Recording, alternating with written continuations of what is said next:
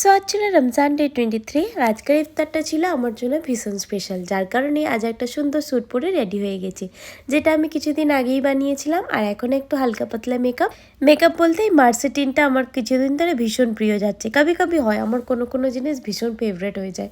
তো এখন রেডি হয়ে বেরিয়ে পড়েছি, যাচ্ছি আজ আম্মা বাপের সাথে ইফতার করতে। তার জন্যই আমি আজ ভীষণ এক্সাইটেড। রমজানের এই প্রথম ইফতার আম্মা বাপির সাথে। এসে দেখি আম্মা বাপি পকোড়া বানাচ্ছে, আমিও চলে এলাম সিম্বার কাছে। ওর শরীরটা কিছুদিন আগে একটু খারাপ ছিল, আলহামদুলিল্লাহ এখনও সুস্থ। ওর সঙ্গে কিছুক্ষণ দেখা করে নিলাম। আর উনি দেখো অ্যাজ ইউজুয়াল উনি ওনার কাজে ব্যস্ত। আর তারপর লেগে গিয়েছিল আমাদের ইফতার। সবাই মিলে একটু দোয়া করে এখন বসে গেছি ইফতার করতে। আজ অনেক দিন পর আম্মা বাপির সঙ্গে একসাথে ইফতার করলাম, মনটা আলাদাই সুকুন পাচ্ছে। এখানে আম্মা মানাজাত করছিল, আমি আম্মার কাছে একটু বসেছিলাম।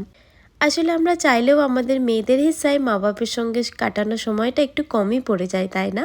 তো ছাড়ো, বেশি আর স্যান্টি হব না। এখানে আমার পাগলি বোনটার সঙ্গে একটু মাস্তি করছিলাম। ও আমার থেকে অনেকটাই ছোট, তাই ওর সঙ্গে দুষ্টুমি করতে আমার খুব ভালো লাগে। আর এখানে আমার পাগলুটাকে আর কে রোকে, ও মামার বাড়ি এলে ওর হাতে পায়ে একটুও থির থাকে না। আর এই দেখো আমার অ্যানাবেলটা কোথায় উঠে বসে আছে। ওরা ওদিকে ওদের দুষ্টুমিতেই ব্যস্ত, আর এদিকে আম্মা লাগিয়ে দিয়েছে খানা। তো সামনে আছে বিরিয়ানি, একটু টাইম ওয়েস্ট করা যাবে না। আজকের জন্য ভিডিওটা আমি এখানেই শেষ করি। কাল আবার বাবুর স্কুল আছে, জলদি আবার বাড়িও ফিরতে হবে।